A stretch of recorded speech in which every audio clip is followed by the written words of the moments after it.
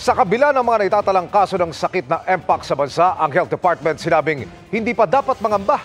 Mild variant lang daw ng Mpox ang nasa bansa ngayon, pero patuloy daw ang pagbabantay nila para hindi makapasok ang mas malubhang variant ng sakit.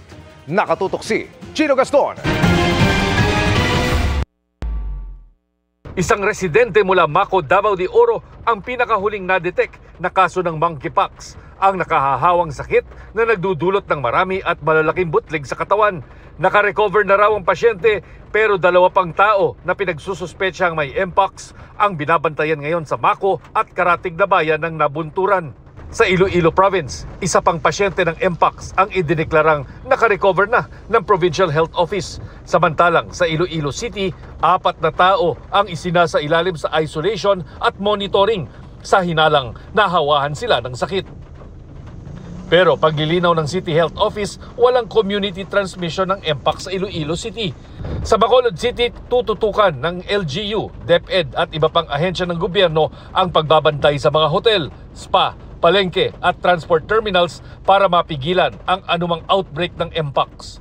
Hinikayat din nila ang mga taga-Bacolod na agad magpa-check up oras na may makitang sintomas ng sakit gaya ng mga rashes, lagnat, pananakit ng katawan at pamamaga ng lymph nodes. Sunod-sunod man ang mga na-detect na kaso ng Mpox sa bansa, hindi pa raw dapat mangamba ang mga Pilipino ayon sa Department of Health.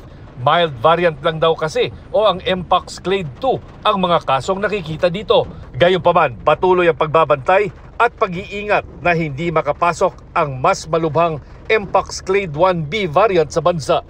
All of them are Mpox Clade 2. Wala pa kaming nakitang Mpox Clade 1B sa Pilipinas.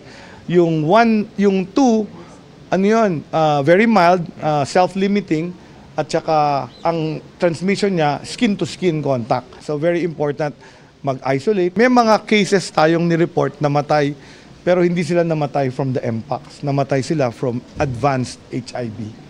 Walang gamot sa Mpox sa ngayon at isolation, tamang pag-aalaga lang at pahinga sa loob ng 2 hanggang 4 na linggo ang treatment para sa sakit. Para sa GMA Integrated News, Chino Gaston, nakatutok, 24 oras.